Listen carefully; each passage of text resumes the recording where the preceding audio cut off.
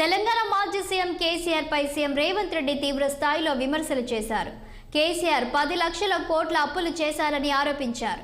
BRS కు ఓటేస్తే మూసీలో వేసినట్లేనని రేవంత్ స్పష్టం చేశారు. కేసీఆర్ మోదీతో టచ్ లో ఉంటున్నారని ఆరోపించారు.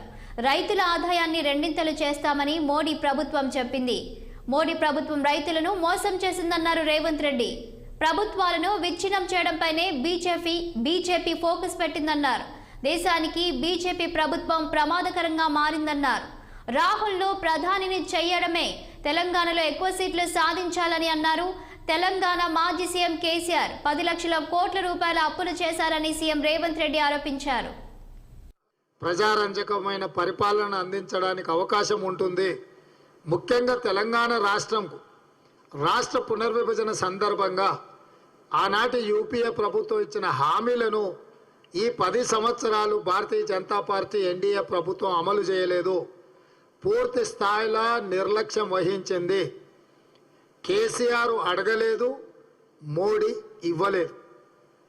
రాష్ట్ర పునర్విభజన చట్టంలో మనకు బయ్యారం ఉక్కు కర్మాగారం కావచ్చు, కాజీపేట రైల్వే కోచ్ ఫ్యాక్టరీ కావచ్చు, సాగునీటి పరిధిలో జాతీయ ప్రాజెక్టు కావచ్చు, ఎయిమ్స్ కావచ్చు, ఐటీఐఆర్ కారిడార్ కావచ్చు, గిరిజన యూనివర్సిటీ కూడా ఈ మధ్యనే ప్రభుత్వం నిర్ణయం తీసుకున్నది 10 సంవత్సరాలు తాత్సారం చేసింది.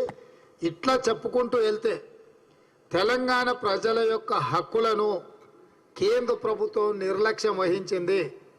నరేంద్ర మోడీ గారు 10 సంవత్సరాలు ప్రధానమంత్రి అయి ఎన్నికల సందర్భంగా వారు ఇచ్చిన ఏ ఒక్క హామీని అమలు చేయలేదు. ప్రతి పేదవాడి ఖాతాలో 15 లక్షల రూపాయలు స్విస్ బ్యాంకులో ఉన్న నల్లధనం తీసుకొచ్చి జమ చేస్తా అని చెప్పిండు. కానీ ఇంతవరకు చిల్లి గవ్వ కూడా వేయలేదు. రైతుల ఆదాయాన్ని రెండింతలు చేస్తామని చెప్పడం జరిగింది.